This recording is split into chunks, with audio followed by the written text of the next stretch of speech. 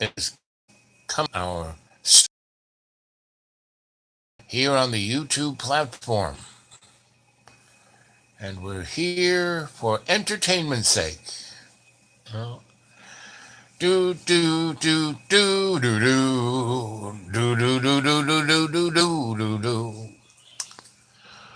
Well, I'm glad to report that I had a great last 48 hours. I had some friends visit, and they ceremonially married and became one. And that's what we do when we hook up. But what we need to do when we hook up is to be there for all our relations. When more than two come together in the name of love's co creation, there we all are. Wherever you go, there you are. You know, matters of the heart, when they when you step up to be part of something bigger than just yourself, that's when something great occurs. That's when creation occurs. That's when our ability to ascend to our conscious free will instead of our, you know, illusion of a free will through our selfish needs. Because those selfish needs don't exist. They're an illusion, right? So we can either be the angels of our better self, or we can be, ooh, that hidden hand. Ooh, that hidden hand. Anyway, I've been loading up a image, whoa, from yesterday, where I had been. Let's see if this. I should have plugged this in earlier. It's hard to hold that camera.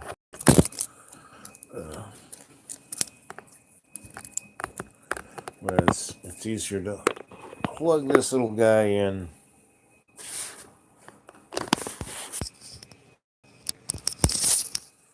Use this microphone. Rotate that device. Yes. Oh, so there we are. Ooh. So who is our number one person there? Is anyone there? Yep, we're live and chatting live, and you know. So I had this 4-minute video of a truly interesting, beautiful, conscious, troubadour. And he was downer of the, what in Roanoke it's called, the market, right? And, he's a busker. He was sitting on the ground with his guitar, and he had his case out, and I brought my friends who came to visit. I took him on a little tour, and there he was. So he sang us a song, and it was truly he sang a song that represented art and beauty, and being more than a mud puppet. But if your average mud puppet looked at him, they would see him as the disgusting other. This guy, was having a hard time. And yet, a good portion of him was like a saint. Anyway, the video that I shot because I was out, without being connected to the internet, I had to put it on my phone memory. And I've been loading that 4 minutes of that video. That's all it was, 4 minutes. It's taking 2 hours. And it's been going on, and I wanted to jump on here. Also, it's also an experiment to see if I can upload that 4 minute, 2 hour thing and do a live chat at the same time. But so the other things that I got up, we after they were married, we went to this one of my favorite hangouts, and it's where it's like Cheers meets Archie Bunker meets Sanford and Son, right? And it has a really good restaurant. It's got really pretty good food, very affordable. Meaning and a very nice mixed drinks, and a pool hall and a card hall, and there were a good 50 people of every race imaginable, playing cards and playing pool. And it was really sweet because these and they're young. They're in 24 or so, and they're young lovers, and it's like Romeo and Juliet. And I took them to a place that they okay, haven't experienced this. And once they got over the shock of this place, they actually were having a great time. And it had Wi-Fi there, so I went on and did a live chat for 20 minutes, and we just had a simple they were just so jazzed at being one, and I did a shamanic ceremony with them, and so they're as married as married can be. It's up to them. And I gave them a few choice words, of what it takes to be one, and to be more than one by being two in one, right? And so we had a great evening out, and then we went back, and they had the honeymoon suite, and I stayed in a lesser room. But I watched television all night because the energetics of that space was very multidimensional, to say the least. And I was surrounding them by a field of love. And so, I had certain physical things occur to me. And again, it's always lovely to have a little bit of a challenge. Oh, the old stream is buffering, I guess, is what it'll be called. Anyway, so it was a very interesting thing. And if you go and look at the few little videos I have, there's the video of them at the restaurant being in love, and there's a like 3-second video of where I married them out in the middle of the woods, right? And I didn't do the ceremony per se. I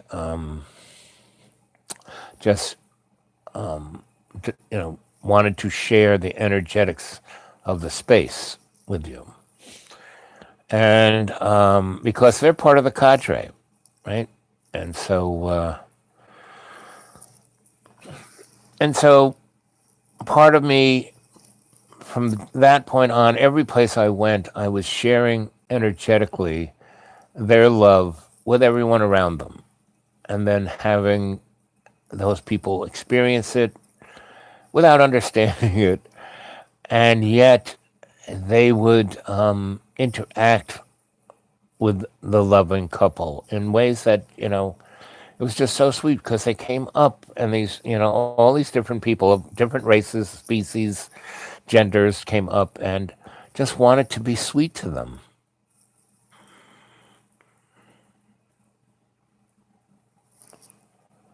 I officiate everything on a shamanic level. I don't really represent the state. You know, you know, from the Bible, someone was talking about Rome to Jesus, and Jesus said,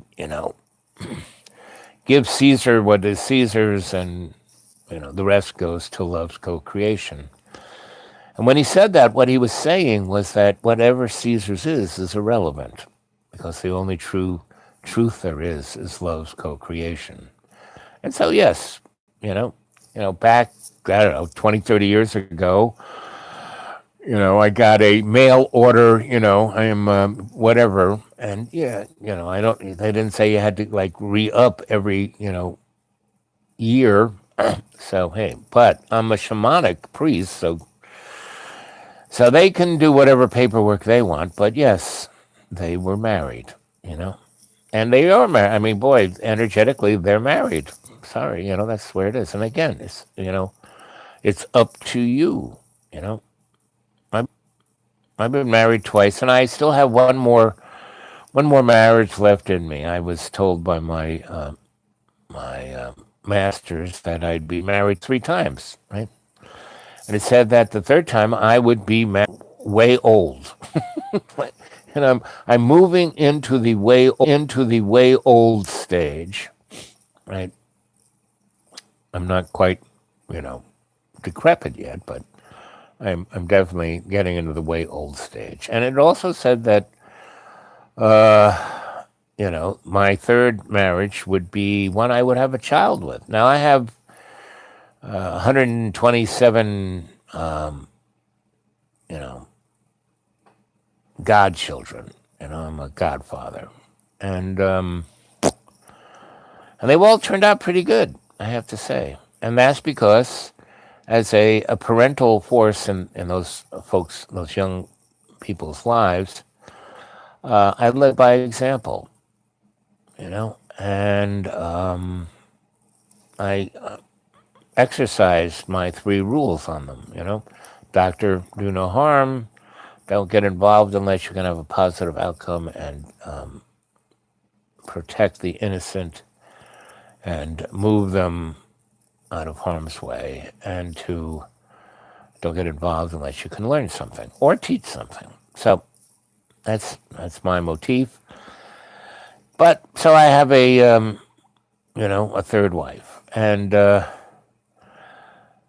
you don't see, the whole thing about relationships is you don't project what you expect. Oh, I want it to be this way. No, you keep yourself open for anything to come your way, and you let yourself serve that relationship within the construct and context of love's co-creation. So I've had a lot of relationships. I've been married twice, and I've had at least 8 women in my life that I should have married 5 of them, right? And but because of circumstances, and I wasn't quite ready or whatever, definitely it was the lacking in my part, not theirs. And but it was also, we stayed friends. I'm still close to every person who's been in my life. If they're still,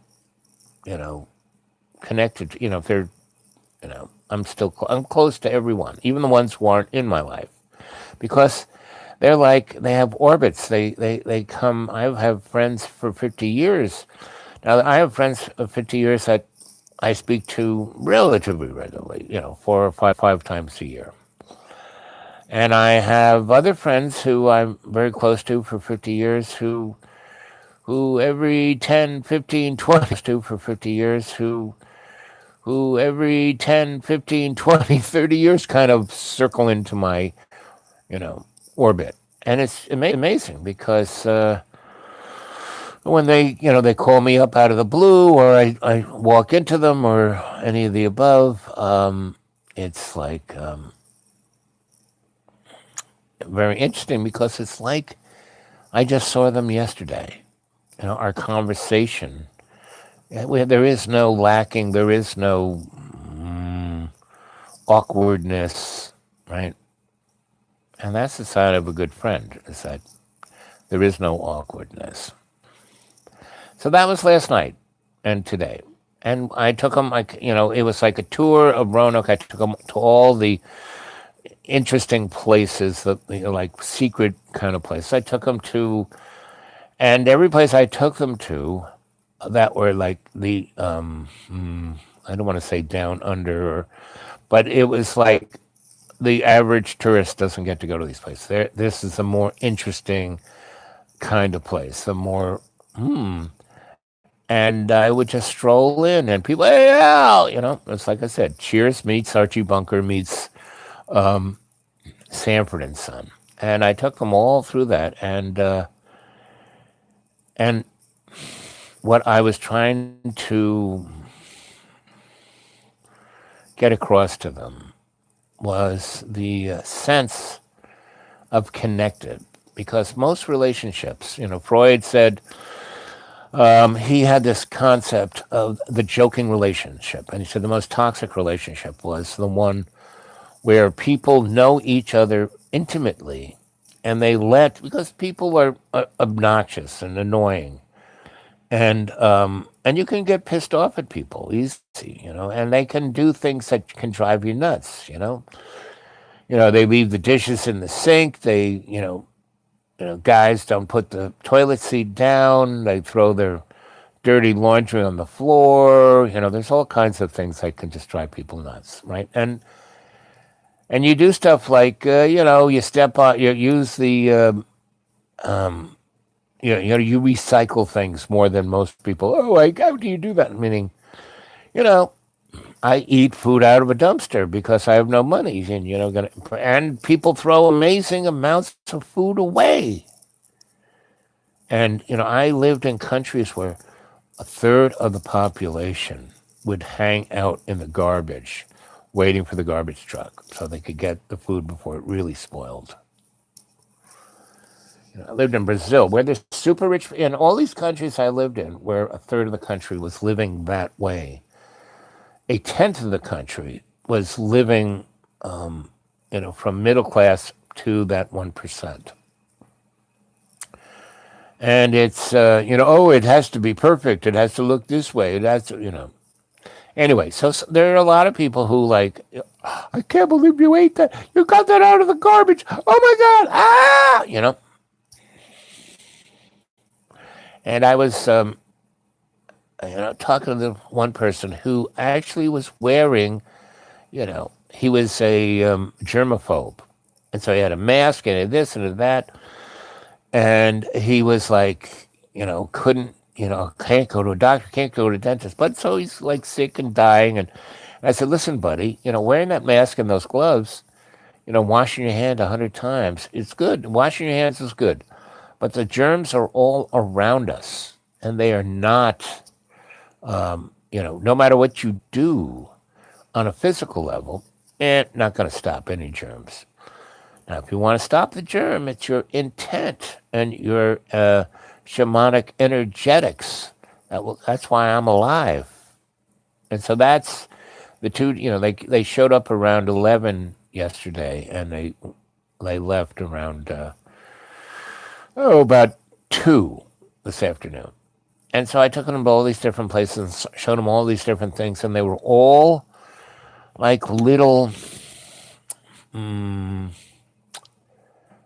beautiful pictures that they could be put in their head to, they'll remember, and so that will enable their love for each other to last.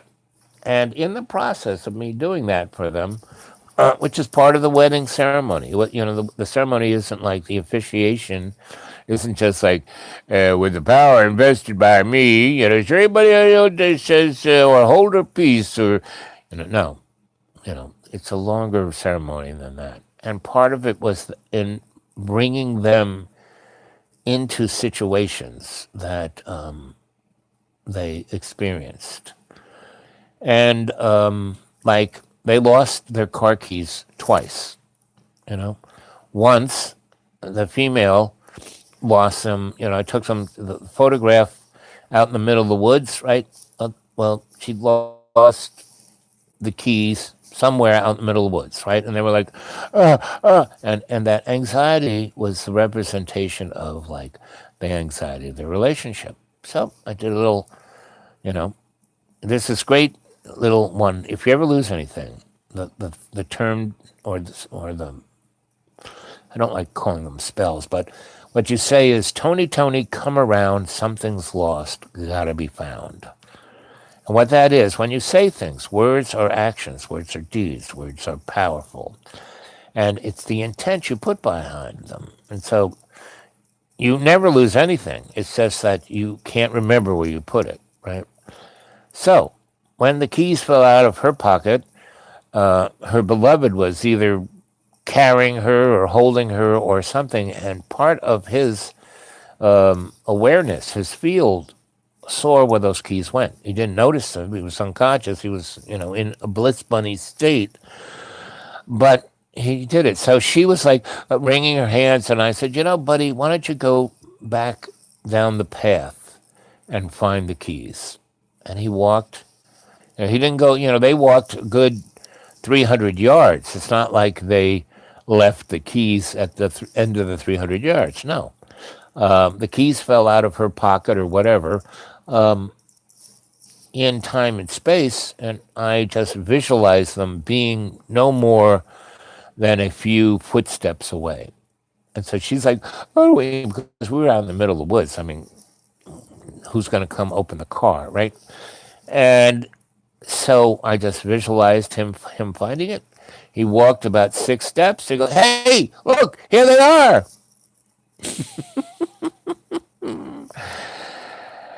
And he would have never found them unless I did that little shamanic ceremony. But it was part of their marriage. So I took them. So we got in their car and we drove up to a place, a real sacred place I know. And I got them out of the car, and it was on top of a hill that looked over this beautiful mountain range into the valley of Roanoke. And it's from a perspective that you can't see any buildings or power lines or anything. And it's a Cherokee, very sacred spot. And so I, again, shamanically went energetically to a space where I, took them dimensionally back 1,000 years to where a whole group of Cherokee, this was a sacred spot. This is where they had the fire. This is where they drummed. This is where they danced. This is where they did ceremony. And I had them there, and I had them do a Shinto, energetic, the step and the sweep, to ground your chi and to bring in the prana. And I had them do that, and I had them walk across these ley lines, these 4 ley lines that make a diamond shape. Well, they couldn't see it, but I had them walk in that, through that space, and then visualize what was going on, and then I turned them around and had them walk back into this time, right? And then we drove over to, Cheers, Archie Bunker, Sanford and Son, and had a great dinner. And all these people came by, and I said, "Hey, these guys got married," and everybody's like getting jazzed. "Oh, isn't that sweet? Oh, you know." And then we played pool, and then we went back to the motel, and they had the honeymoon suite with the jacuzzi, and I left them early. We got there back at 8, and that was a pretty squirrely space. I mean, there's a lot of squirrely energy there, and I pretty much stayed up all night, you know, energetically blessing them, right? And every second that I was doing that was putting a, you know, candy coating on their love for each other that would last. Every second was like, a month's worth of protection. And I spent up, from 8 p.m. till, I guess I went to sleep around 5. And, but I kept doing that. And, I was pulling all kinds of, and Anyway, so then we took off, and so we had breakfast in the oh, and along with your room you got a breakfast, and everything was white bread, donuts, white bread, white bagels, white bread, you know waffles, white bread. Everything was white and served on styrofoam plates with styrofoam knives, and I kind of got, and eggs were white, and I took a little bit of this, that, and the other thing. I should have taken a picture of it, but everything was so white on that white, and it was on a white Formica table, and it was so white that when I put the plate down, I couldn't find the fork, the white plastic fork. I couldn't find on the white plastic styrofoam plate that had the white scrambled eggs and the white donut and the white toast and the white bagel. And the toast, everything was this big, meaning, you know, the bagel was that big, the donut was that big, the piece of toast was, it was like bizarre.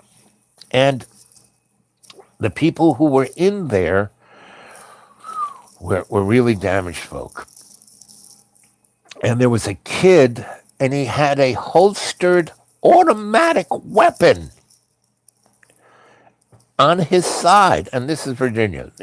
Everyone's got a gun. And it looked as, I understand guns. I've been around guns. I don't like guns, so I don't use them, but I was trained to use them. And I was trained to identify them. And this was a gun that was either real, it looked like a Remington, automatic, and it was either a real one or it was a toy that was so, and in the city of Roanoke, about 4 or 5 years ago, a kid was shot. White police officers, two white police officers shot a black young man of about 14 who was standing. He had just come out of a drugstore, and he bought a toy gun, a 45, and it had the little red plastic thing. I mean, that gun was obviously a freaking, you know, toy gun. And the police rolled up on him, and they got out of the car, and they stood behind the doors of the police car and put their guns on the door and said, "Drop the gun." And the kid turned towards them, and both cops unloaded their guns into the young man, and he died of lead poisoning. And that nearly, took the city of Roanoke over the edge. But a number of people, Khalid Jones being one, who brought both communities together, and we brought, I knew the police, and I got them to come. The chief and the captains came and talked, and we decided to create a thing called Community Cultivators. And it was Khalid who did it. I mean, it was all his leadership. He was the dude, right? And it was quite miraculous. And out of that came some really good stuff, but it didn't take. It was pretty cool for about 3 years, but it didn't take. We're right back at that same on the edge kind of thing. And everyone is sleepwalking. And so this, 28-hour period of this week to try and get people to stop sleepwalking. And so we must have interacted with a good 60 people in that period. And I was shamanically bringing those people into the envelope of their love and letting it resonate in them, and they went off and resonated with other people. And again, this was my little exercise of the pebble in the pond. And So we left the motel room. We kind of you know got out, and we went back into town because I wanted to take them. We have a really great museum called the Toblin, and so we pulled up right there, and we pulled up right where we had parked the day before, and we had walked around uh, downtown, and I took them to places like the Texas Tavern. There's a place called Texas Tavern that has been open every day, 24/7, 365 since 1929. And when I lived downtown, I love this place because I would go there at 3 in the morning and it'd be like full of extraterrestrials. Their flying saucer would be parked in the parking lot, and there'd be purple people, and there were one-eyed purple people eaters, and they'd all be having what do they call it? A cheesy Western, which is a cheeseburger with an egg on it. And they had the best chili and a great hot dogs. Hot. You know what a hot is? It's a hot dog. It's like a bratwurst that's hot and chili. And anyway, I took them there, and the guys are just. They're like they look like they just got out. They got tattoos. Everyone looks like they just got out of jail, but they're really sweet. And so I took them there, and they were like, I kept taking them to places that I knew really well, and that they would get this energetic experience, the newlyweds. Anyway, Cheers, Archie Bunker, Sanford and Son, and had dinner, and then played pool. And then I took them back to where they were in the honeymoon suite, and I energetically protected them. And they didn't hear, the police cars and the shootouts in the parking lot, and people running up and down in front of our doors and screaming and yelling. I said, so did you hear? No, no, because all they.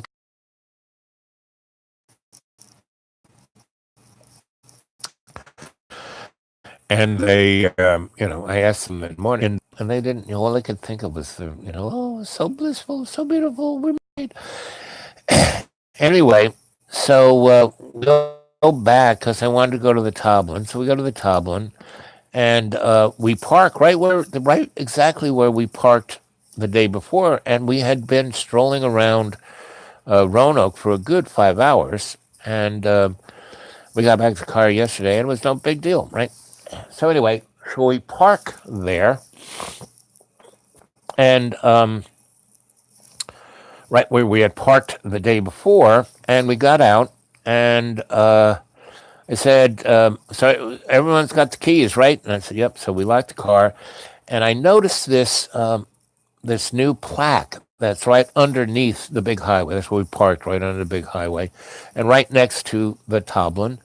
And so what's that? And so we went over there, and it was this plaque to the guy who was the person who basically brought on urban renewal that destroyed the black community in between 1947 and 1957, right? And they had his plaque right underneath the highway where no one could see it, but he's this white guy, and he's the guy who basically disrupted and destroyed everything that was anyway. And so, we come back, and I see that the lights are on in the car. I said, oh, look, you left the lights on. And then I walked over and put my hand on the car, and the engine was still running. And then I said, so we locked the car, right? And they go, yep. And I said, oh, look, you locked the keys in the car. Now, the girl lost the keys the day before, and now the guy lost the keys, right? And it was quite interesting because when she lost them, he was somewhat energetically irked, but he was still, he just got married, so he was still trying to, be the sweet guy, but I could sense. And then I said, oh, why don't you go look for the keys? And I kind of, Tony, come around, something's lost, got to be found. And he found the keys within 6 steps. Now, lost them the first time, but he locked them inside with the engine running and the lights on. It's all a ceremony. So I said, okay, I'm going to go see if the place is open. I strolled in, and it was, and the cafe was open, and they had breakfast. Now I didn't eat that white bread crap, and they had a really nice omelet. I said, "Oh, I'll have an omelet. I'll have a cup of coffee." And so I sat there, and then I went out and said, "Okay, guys, it's open, and I'm in the cafe. Once you get it." And so I said, and they're both on their phones, calling up somebody to unlock the thing. So I kind of closed my eyes and sense that they've already talked to like 5 or 10 people in Roanoke who could unlock the car, but they all said, "Oh, I can't be there till tomorrow, or maybe this afternoon." Right? So I go in again, go, Tony, come around. Something's lost, got to be found.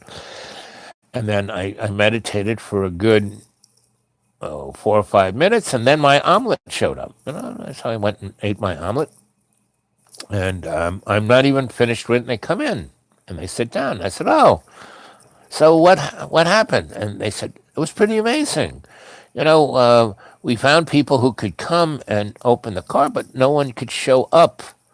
Um, you know, right away. We'd have to wait till this afternoon at 4." And I said, "Okay, so what happened?" And they said, "Well, one of those people said, 'Oh, you know what? I'm gonna connect you by the radio to this other guy, this other company who just has a tow truck, and maybe he knows somebody, right?'" And so that guy connected to somebody else that was like in the neighborhood and showed right up. So when I was meditating for that 5 minutes, it that energetics found somebody to unlock their car within 5 minutes instead of having to wait 8 hours until 4 p.m. Somebody, and then they came in, right? Then we walked to the museum and had the most amazing time because I talked and read the palms of maybe 30 people and affected them amazingly. And as we went and looked at the paintings, there were a bunch of these young kids from college who were there doing service work for Habitat, and they were like taking the morning off to stroll through Roanoke. Anyway, so I walked through the art exhibit, and to about 30 of these kids went to painting to sculpture to sculpture, and showed them energetically what it was about, more than just what the painting was about. And it was right. Now I've known the people who own and run that place for a good 12 years since the Tavern's been open. And so they must have been having a board meeting because a number of the board guys, who I know, guys and girls, but they're rich.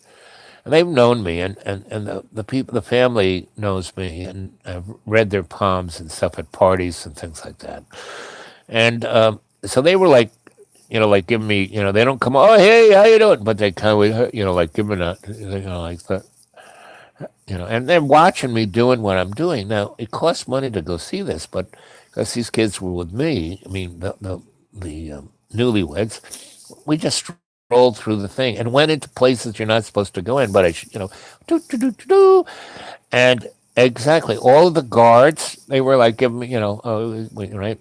And some of the guards said, "Al, I got a question, what's going on? Can you," and a lady down below, I read her tea, that's how I roll. I read everyone's palm, give them advice, give them insight into things, and don't make a big deal out of it, but energetically bring all, be the pebble in the pond. And so, we went around and did more stuff. I took them to other galleries and there's this place where there's a collective of artists in a basement, and I brought them down there, and there was nobody there, but they could look into their studios because I brought them in the back way. And anyway, and so we came around, and basically we then left and went back, and I got my car, and they went their way, and I went mine. But that was like a 30, a 28-hour long ceremony, not, just a 10-minute kind of, and now you're married, but, a total shamanic, thing. And if you go on the channel and look at the few little things that I left, so it's just like I left those few little things of the Mr. Khan of about a week or two ago. That was really just the best, right? And I keep doing this for you guys. Not only do I put down the long, stories like I'm doing now, the chats. Oh, but Jane's the only one who said anything.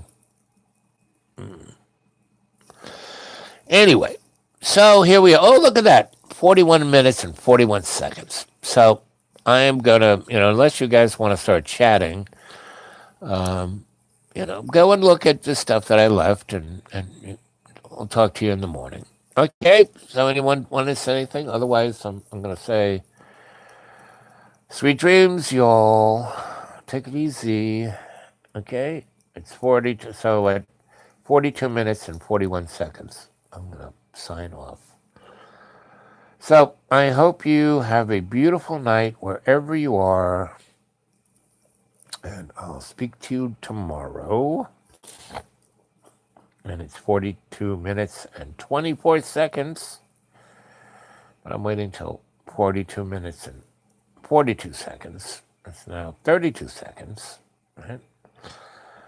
And I love you guys. And so I just thought I'd share that little wedding bliss story with you, that you might experience the wedding. There's some pictures of it so you can see it. So here we're coming up on 42 minutes and 42 seconds.